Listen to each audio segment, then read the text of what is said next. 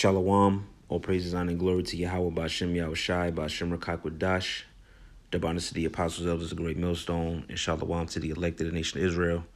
This is Aratazah from the Great Millstone Atlanta camp with another video.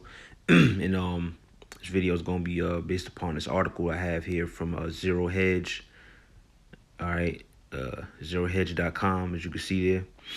And it says, Israelis say they will attack Iran if Biden returns U.S. to nuclear deal. All right, and we know that according to prophecy, World War III is spoken about or written about. Okay, where these different nations are going to come together. Okay, and shoot missiles on each other. All right, and the primary target is going to be America. All right, Babylon the Great. Okay, and there's plenty of scriptures on that. Lord willing, we'll go through a couple. But leading up to that, there's going to be, as Yahushua said, all right, wars and rumors of wars. All right, let's go to that. I think that's Matthew's 24.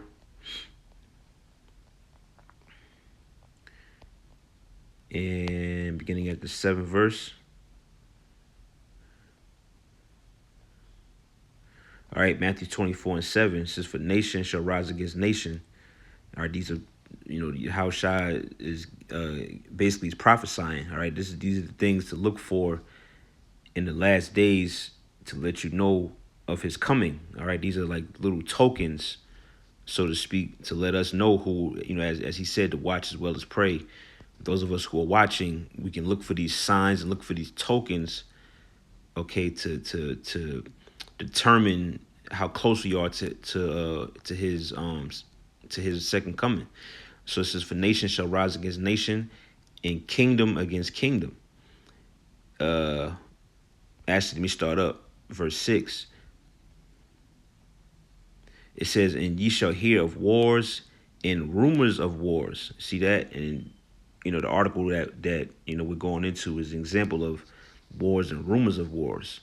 It says, "See that ye be not troubled, for all these things must come to pass, but the end is not yet. For nation shall rise against nation, and kingdom against kingdom, and there shall be famines and pestilences and earthquakes in divers places. All these are the beginning of sorrows." See that? So all these things must come to pass, man. That's what we're leading into. All right. So you have here the Israelis say they will attack Iran if Biden returns to nuclear deal. All right, and I'll put a link to the article in the description box if you want to, read it and maybe do a video on it or whatever. But this is the description where it say, the least of the flock shall draw them out. All right, when you read Jeremiah 50, around like the last couple verses. All right, the least of the flock of Edom being Amalek. All right. So Amalek or so-called Israel, the Israelis, all right, is going to draw America into this war, okay? Because what is Iran? Iran is an ally of Russia, okay? And this links up with Ezekiel the 38th chapter, which Lord willing we're going to read that next. This is Jeremiah 50. And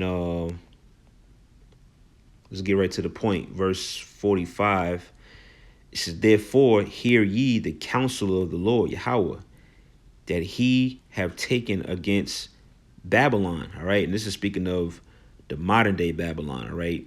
Not the Babylon of old, but the new Babylon. Because when you read this chapter, it goes into basically Babylon being destroyed by fire.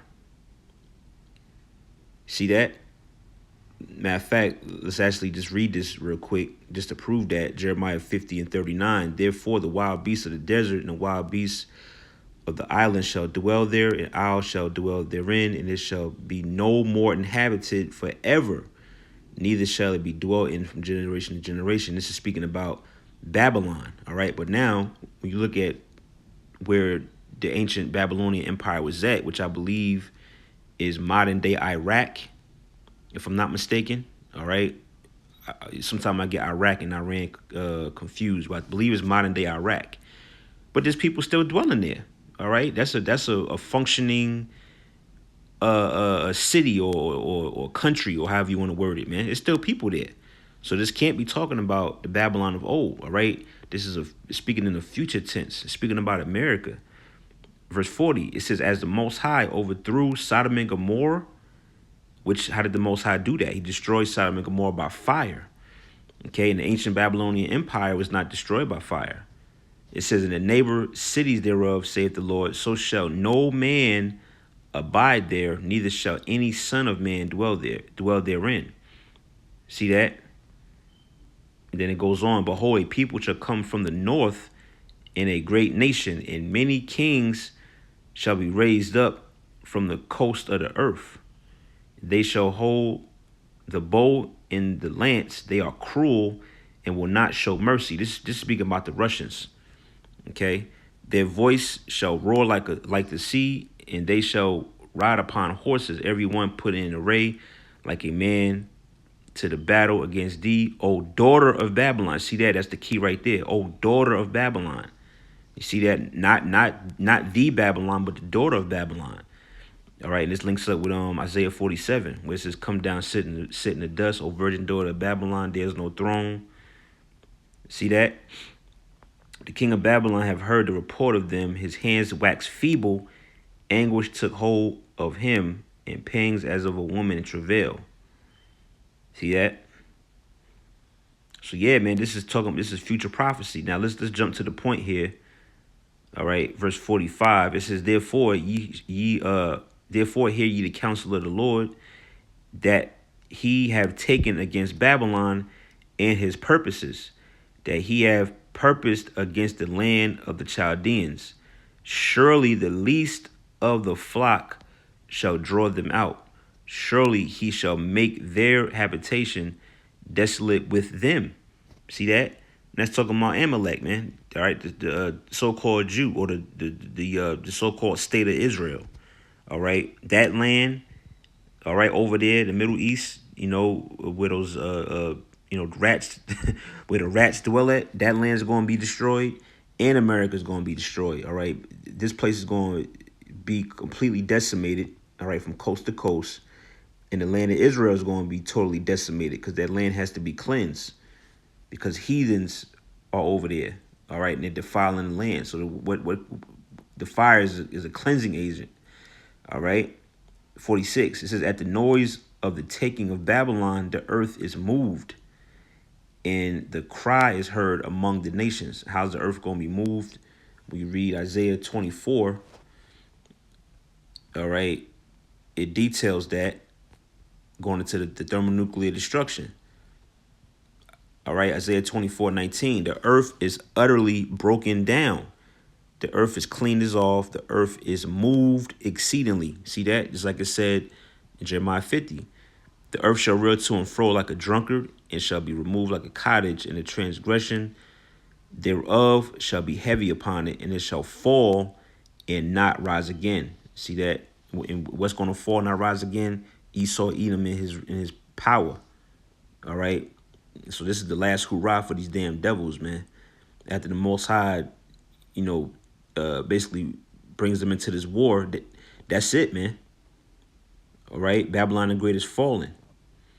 Now let's go to Ezekiel, because it links right up with it, because it mentions the Israelis want to attack Iran, and Iran is an ally of Russia. So everything is linking up, man. You see? Right, so we're going to read through this kind of quick. Ezekiel 38:1, the word of the Lord came into me, saying, Son of man, set thy face against Gog, the land of Magog, the chief prince of Meshech and Tubal, and prophesy against him. All right, the land of Gog and Magog is referring to the Russians. It says, and say, thus saith the Lord power, behold, I am against thee, O Gog, the chief prince of Meshech and Tubal. Right, because the Russians are still Edomites.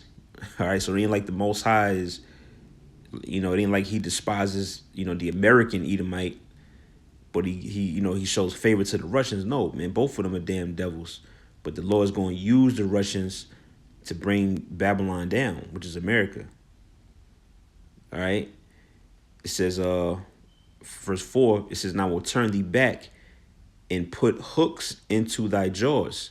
In other words, they're going to, the Most High is going to put Russia back in that Soviet Union spirit.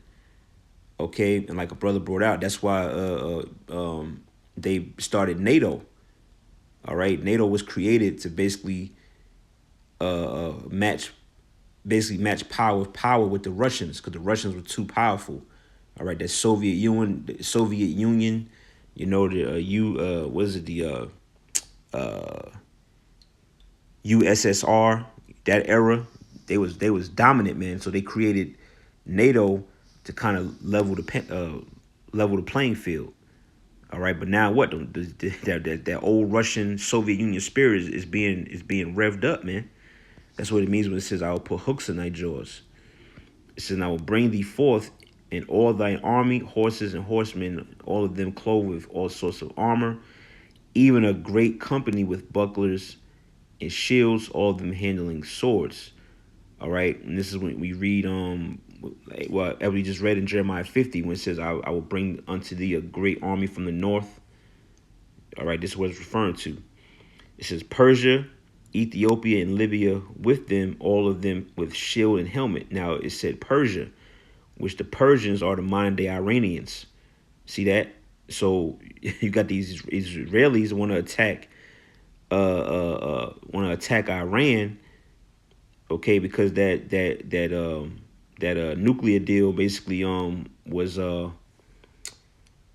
then how's it go? I think Iran, basically the deal made it to where Iran couldn't produce certain amount of weapons or missiles. You see, so basically these Israelis, all right, which is the so-called Jew, all right, got a bone. They got a bone to pick with Iran, man. All right, but what, as we read in here, Gog and Magog and Iran are together, all right? They allies, man.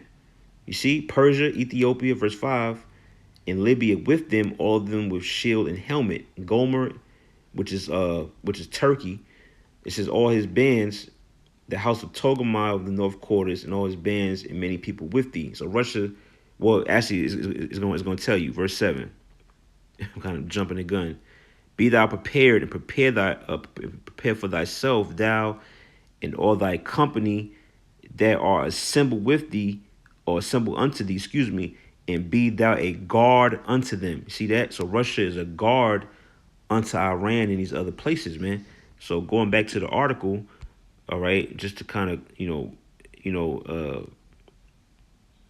bring it to a close, is really they want to attack Iran, but what we just read that Russia, or Gog and Magog, is a guard unto Iran. So what does this mean? All right, the Most High is stirring that pot, man. Okay, those as he say, those war drums are banging, man. You see, and all this is going to lead ultimately to Israel's destruction, Israel being that land over there, and America's destruction, man. All right, let's finish off. It says right, so it says, "And be thou guard unto them."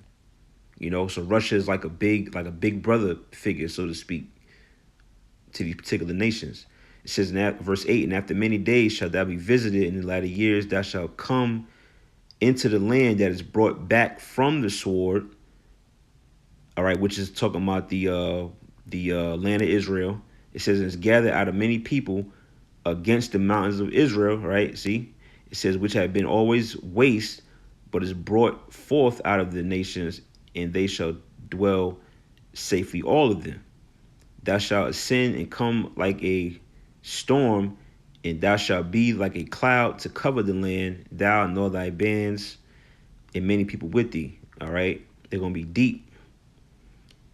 Speaking of the Russians, "Thus saith the Lord power, it shall also come to pass that at the same time shall things come into thy mind, and thou shalt think an evil thought." The evil thought is to destroy America, shoot those missiles. Okay, the scriptures say a man's goings are of the Lord, right? The scriptures say the Most High.